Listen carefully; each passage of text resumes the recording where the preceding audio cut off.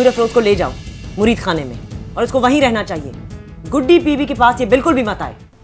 बीबी ऐसा कभी नहीं हुआ कि आप मेरे फर्ज और मेरे फैसले के बीच में आई हो। क्या ताल्लुक है तेरा इस घर से?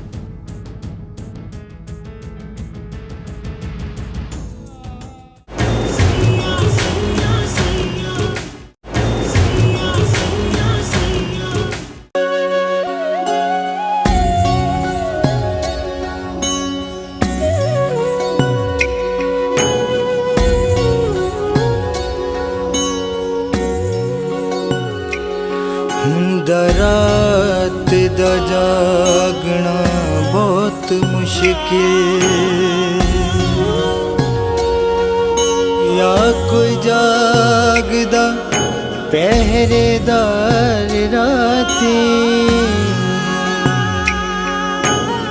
या कोई जागदा इश्क दी तार वाला,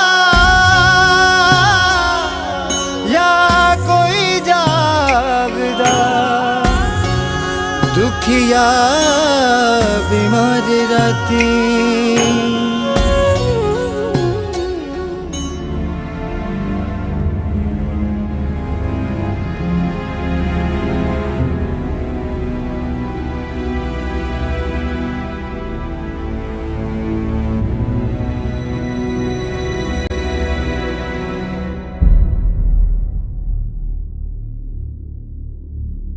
ज्यादतियों का बोझ मेरे दिल पर है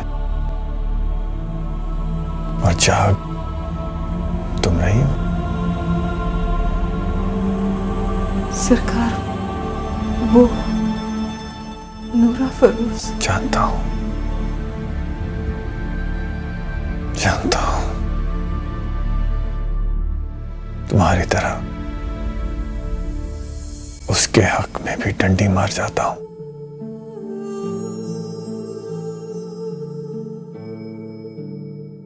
लेकिन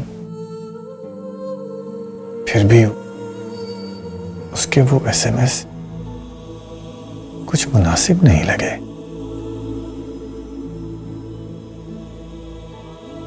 बाप अपने फराइज निभाए ना निभाए, लेकिन औलाद पर हक जताने का फर्ज वो पूरी ईमानदारी से निभाता है। क्या सचमुच वो अपने मामू के बेटे से शादी करना चाहती है? नहीं सरकार, ऐसी नौबत ना है, इसीलिए उसे यहां ले आए। मैं जानती हूं आप लोग अपनी जात के बाहर बेटियां नहीं देते, और अपनी जात के बाहर से लड़कियां लाकर उन्हें अपनी कनीज बना लेते हैं।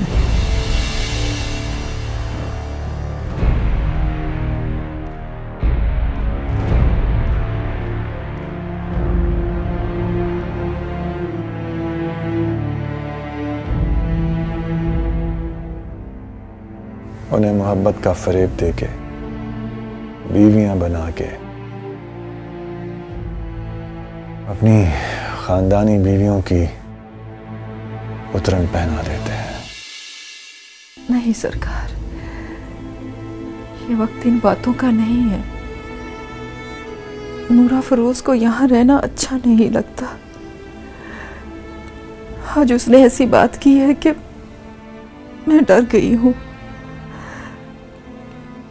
वो कहती है उसने यहाँ नहीं रहना। मैं उसे संभाल नहीं पा रही।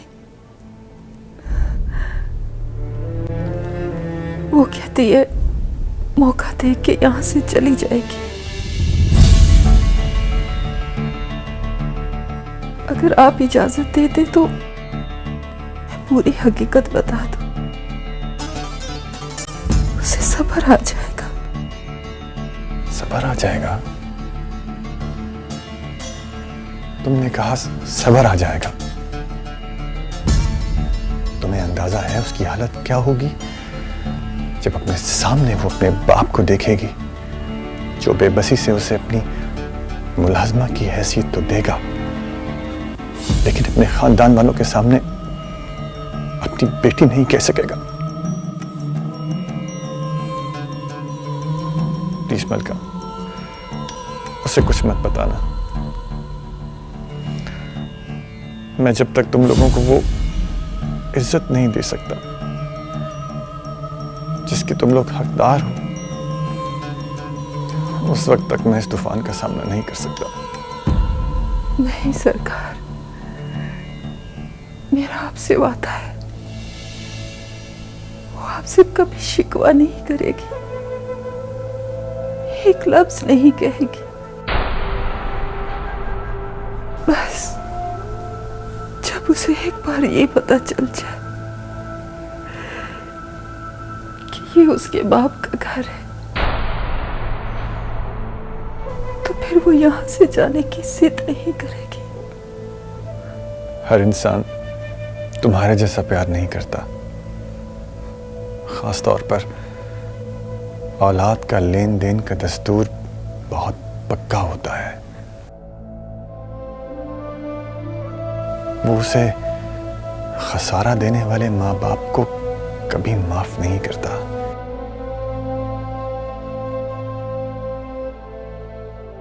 मुझ पर रहम करो मलका, मैं उस बच्ची का सामना नहीं कर पाऊंगा। तुम जानती हो, अभी उसे पता नहीं, तो मैं उसे नजरें नहीं मिला पाता।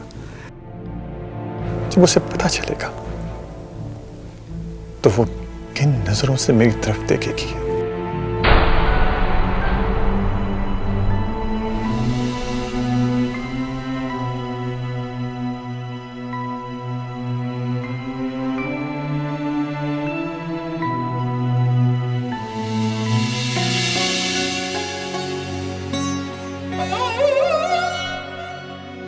जो हुक्म सरकार।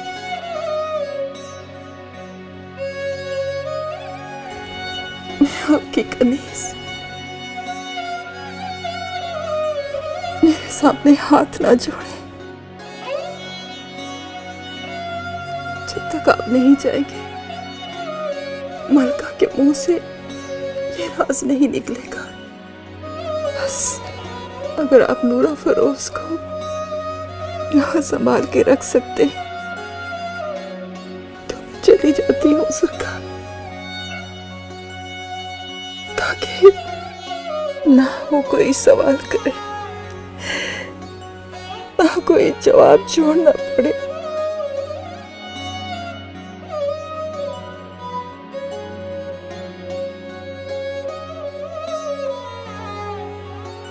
मलका, वने सरे ग सरे पा मा ग रे, तुम्हें याद है रे ग मा पा हमारी जुदाई वाला दिन? मेरे हाथ ऐसे ही तुम्हारे हाथों में कैद थे। हमारा वो कराची वाला छोटा सा घर, मैं एक आम सा अफसर और तुम मेरी मासूम और बेवकूफ सी बीवी।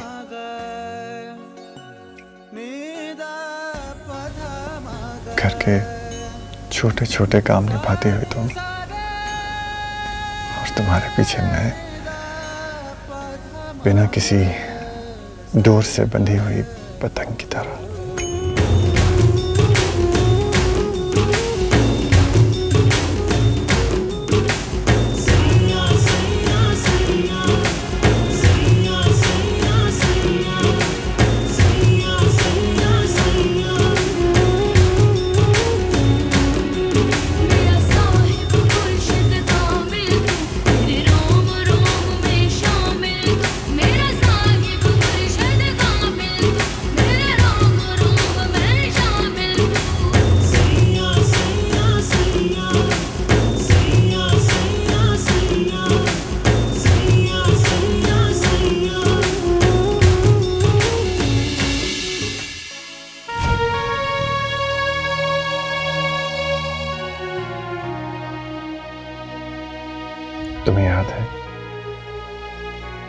उस दिन मैं ऑफिस जा रहा था और पहली बार तुमने मेरे कोट की जेब में पेन लगाए थे।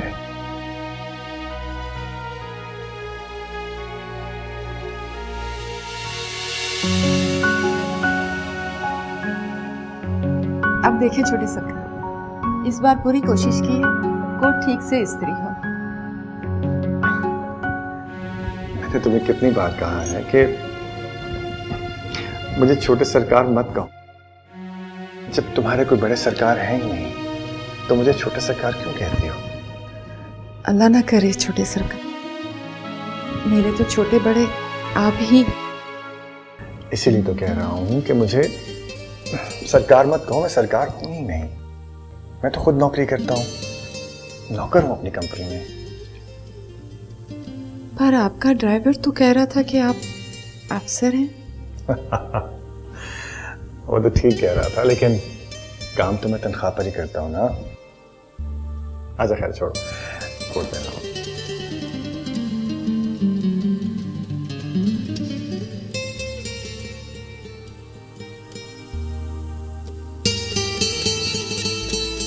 Perfect, thank you.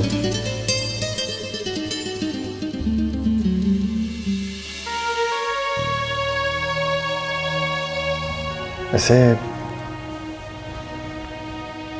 लगता है हमारे घर वालों ने हमें भुला दिया है। इतने दिन हो गए यहां नौकरी करते हुए और किसी ने ढूंढने की कोशिश तक नहीं की। शायद उन्हें अंदाजा नहीं है कि मैं नौकरी भी कर सकता हूं और किसी सरकारी घर में भी रह सकता हूं।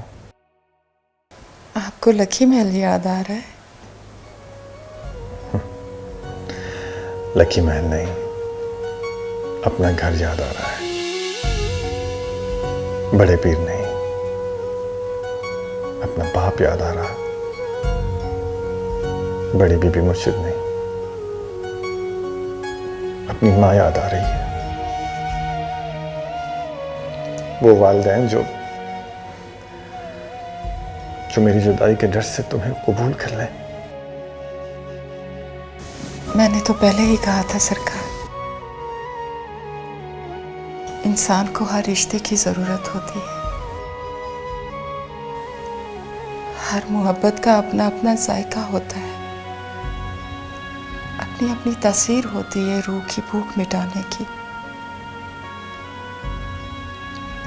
एक ही मोहब्बत इंसान को सैर नहीं कर सकती। मैं हक ही जिक्र कर दिया उन गुजरे रास्तों का। सुबह सुबह एक उदासी आ गई मेरे और तुम्हारे दरमियान। अच्छा खैर, मेरा पेन कहाँ है? मुझे देर हो रही है।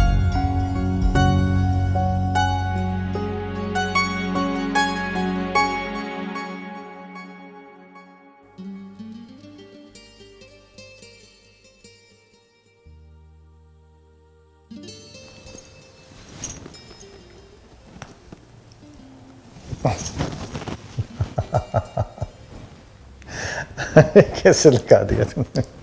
क्या गलत लगा दिया? इसको ऐसे लगाते हैं, पेन अंदर होता है जेब के। नाश्ता मिलेगा? आओ नाश्ता कर जाओ। अलका, अब आ भी जाओ प्लीज। जी आ गई सरकार। फिर सरकार। तुम्हें अभी तक मेरे साथ बैठते हुए झिझक महसूस होती है। बैठो यहाँ, मेरे साथ नाश्ता करो। बैठो। चलो, मैंने अपने ऑफिस के दोस्त से बात की है कि घर में जो मुलाजमा आती है काम करने के लिए, वो उसे यहाँ भेज देगा। नहीं सरकार, मैं कर लेती हूँ काम। नहीं भाई, इतना काम होता है घर का, तुम क्यों करोगी? जब मैं मुलाजमा अफोर्ड कर सकता हूँ तो तुम क्यों इतनी मुशक्कत करो? मुझे आदत है काम की सरकार। मेरे घर की औरतें काम नहीं करती सरकार।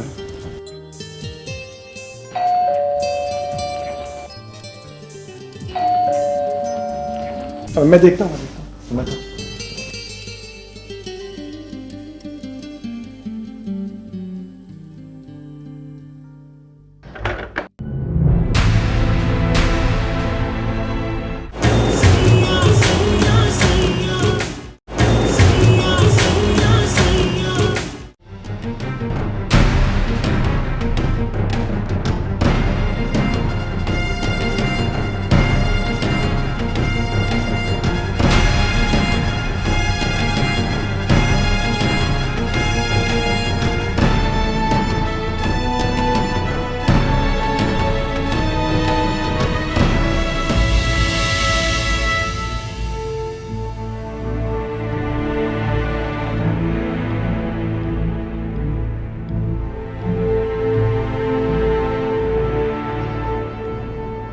आपको ले जाने के लिए आए हैं सरकार। बड़े सरकार की पग आपको लेने आई है सरकार, पर हुक्म है सिर्फ आप ही जाएंगे।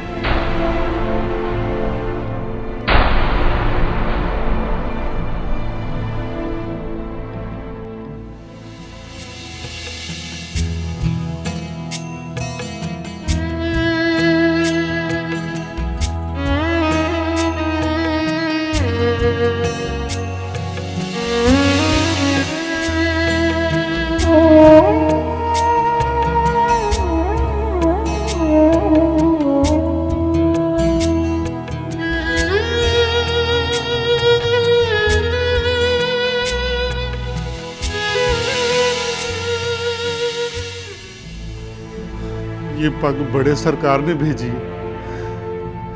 ये आपको लेने आई है सरकार।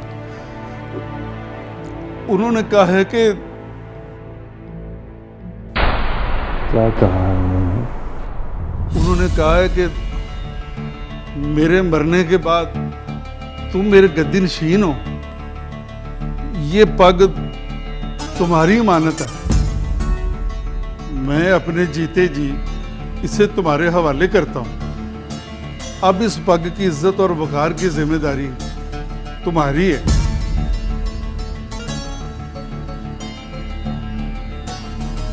चाहो तो इसे सर पे रख के लौट आओ अपनी शादी में, मेरी बरादरी और दुनिया वालों के सामने इज्जत रख लो, वरना उठा के फेंक देना, क्योंकि तुम्हारे नहाने की सूरत में जीते जी मर जाऊंगा दुनिया के लिए। फिर न गद्दी रहेगी ना इस पग की जरूरत।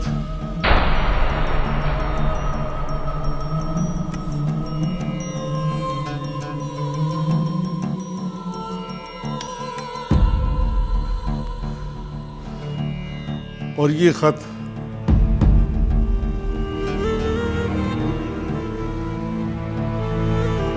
बड़ी बीबी मुर्शद की तरफ से आपकी घरवाली के लिए।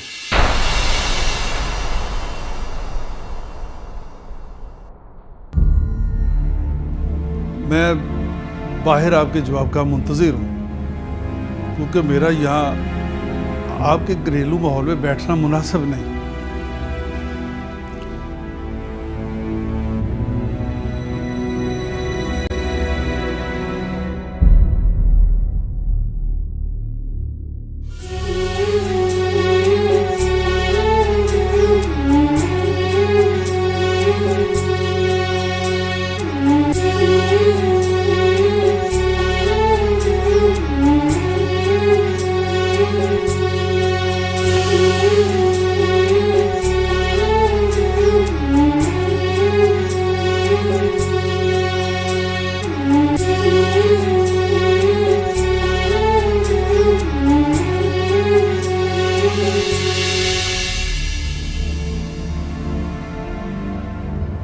अपनी चिट्ठी पढ़ो मलका।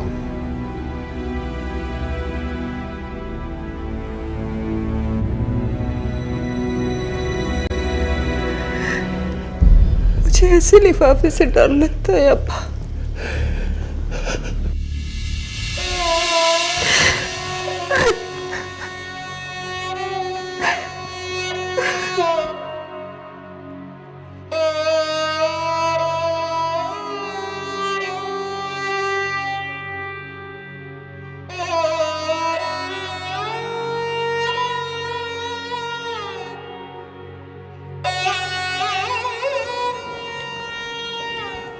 क्या बाबा सरकार ने आपके साथ जोर जबरदस्ती? ना ना ना सरकार, बड़े सरकार ने तो हमें मोहब्बत में ही मार दिया।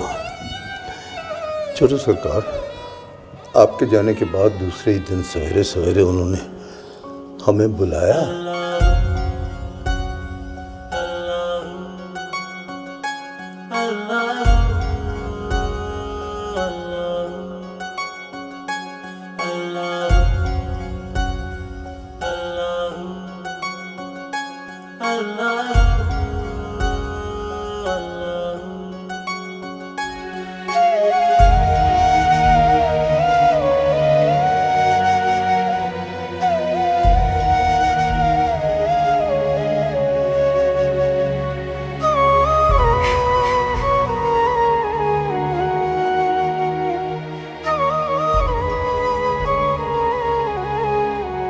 आइए आइए,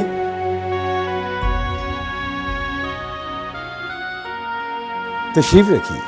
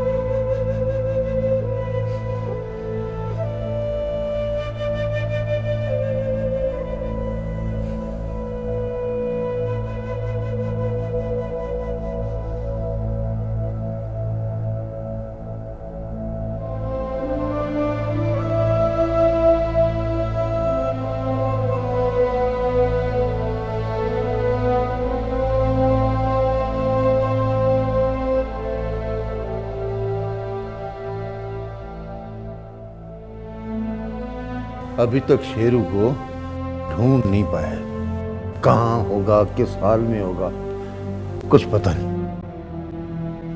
गांव वालों को तो हमने ये कहकर चुप करा दिया कि हमने मलका की शादी रातों रात करा दी थी, लेकिन कहीं भी शेरू अगर मिल गया अकेला तो गांव वालों को क्या जवाब देंगे कि मलका कहाँ है, वो अपने शोहर के साथ क्यों नहीं है। तू तो जानता है गुलामों, छोटे सरकार ने इतना मौका ही नहीं दिया कि कुछ सोचते समझते। उन्होंने जो कहा तेरी बहन ने भी उसी की हामी भरी। उसने हामी भरी तो क्या हुआ, उसने कोई जोर तो नहीं भरा। पर दोनों एक दूसरे को चाहते थे, एक दूसरे के लिए थे। अब्बा तू भी इस जमाने में दरवेशी की बातें करता है, ना किसी के अच्छे में है ना बुरे में।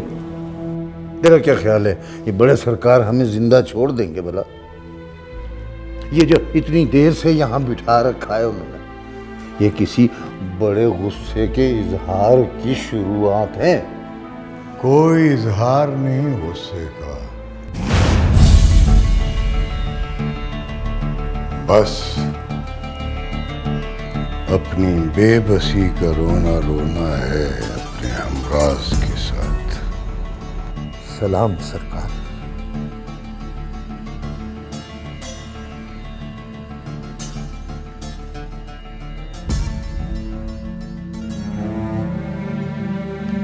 बैठिए हाफिज साहब। नहीं नहीं नहीं, यहाँ नहीं, वहां बैठिए।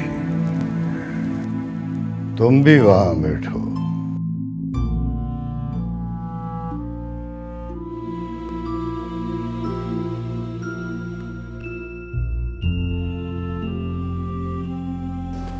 अपने सीने में कुरान लिए फिर रहे हैं हाफिज साहब, तो फिर ये कैसे सोच लिया आपने कि आपको नीचे बिठाकर मैं ऊपर बैठ जाऊंगा? बेटी का निकाह मुबारक हो हाफिज साहब। काश मुझे मेरे खानदान के रस्म व रिवाज ने आपके साथ ये मुबारकबाद वसूल करने की इजाजत दी होती। मैं उसी जुर्रत की माफी मांगता हूं सरकार। मुझे उस वक्त यही ठीक लगा था। छोटे सरकार, मुझे उस वक्त बेबसी और इश्क की बुलंदियों पर नजर आए। ऐसी बुलंदियों पर अगर हाथ बढ़ाकर थामा न जाए तो इंसान खो जाता है या गिर जाता है। मैंने उनका हाथ थाम लिया सरकार। मेरे बेटे पर रहम करने का बहुत बहुत शुक्रिया हाफिज साहब। मैंने खुद कई बार उसकी इस कैफियत से नजरें चुराई, इसलिए कि जब अपने पीर और मुर्शिद की गद्दी पर बैठो तो बहुत सारे रिश्ते भुलाकर बहुत सारी रिवायतों को याद रखना पड़ता है। हमारे खानदान की एक रिवायत है, हमारी नस्लों में सदियों से एक ही खून दौड़ रहा है, पीरों का। माँ की तरफ से भी और बाप की तरफ से भी हमारा हसब नसब एक है, पीरों का। हम अपनी जात में किसी भी दूसरे खानदान की मिलावट नहीं कर सकते। मैं बहुत माजरत के साथ आपसे कहता हूं कि मैं आपकी बच्ची को अपनी बहू तस्लीम नहीं कर सकता।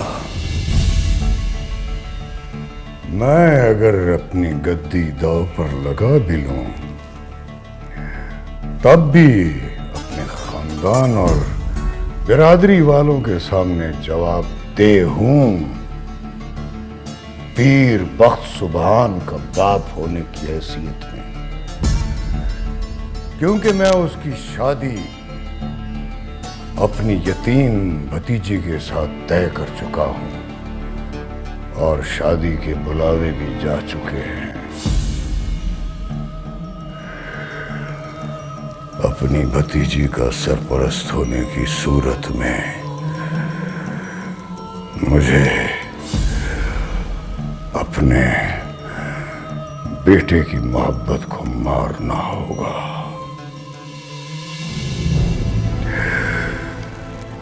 मैं आपसे सिर्फ यही गुजारिश करता हूं कि मुझे बता दें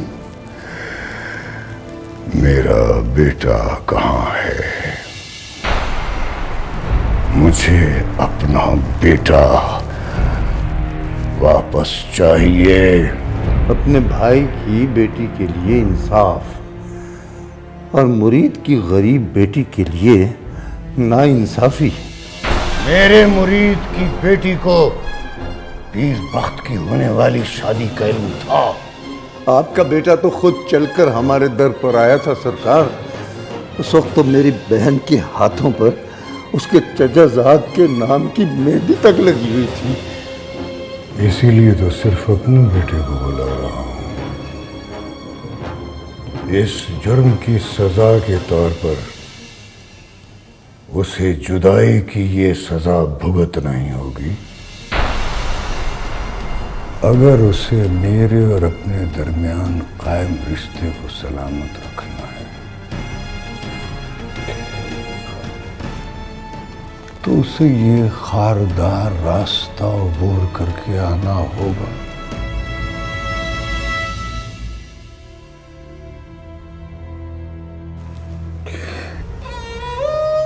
ये मेरे बंधे हुए हाथ देख ले हाफिज साहब, मुझे बताए मेरा बेटा कहाँ है। मेरी इज्जत अब आपके हाथ में है हाफिज साहब। मैं पहले ही अपना बड़ा बेटा और बहू खो चुका हूँ, उसके बाद यही मेरी दस्तार का वारिस है और बड़े भाई के होते हुए छोटा भाई गद्दी पर नहीं बैठ सकता। मैं अपना बेटा वापस लाने की एक कोशिश तो करूं कम से कम।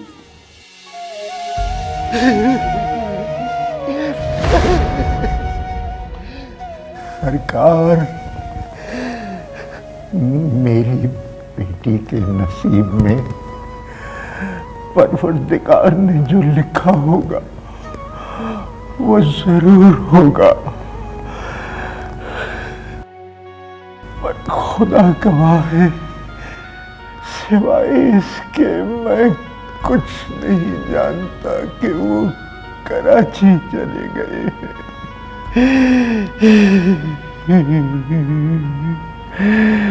और वो किस हाल में है, कहाँ है, मैं नहीं जानता सरकार, मैं नहीं जानता, नहीं जानता सरकार, नहीं जानता। हाफिज साहब, मुझे आप अपनी बेटी की खुशियों का खून माफ कर दो।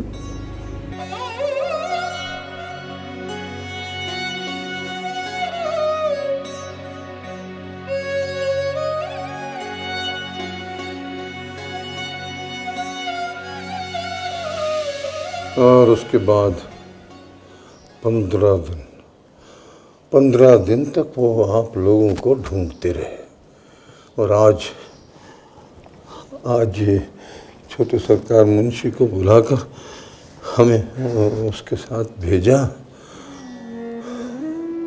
उनके मुताबिक उनकी पग और आपके कारी आप सरकार को लेने आए हैं। उन्हें पता था उन्हें कि इन दोनों की ताज़ीम में छोटे सरकार अपनी खुशियां को कुर्बान कर देंगे। मैं इन दोनों की ताज़ीम में अपनी बीवी का हक नहीं मार सकता। आप लोग लौट जाइए।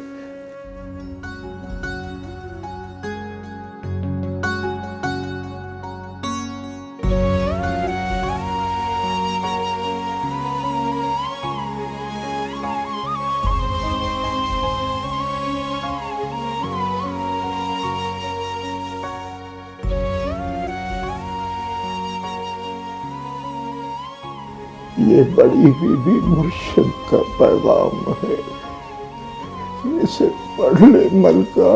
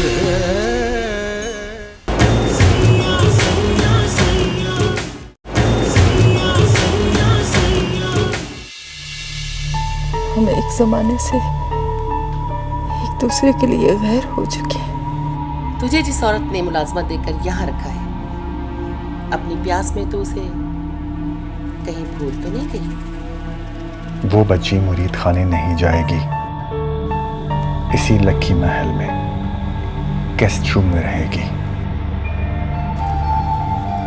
क्योंकि अब ये मेरी अना का मसला है।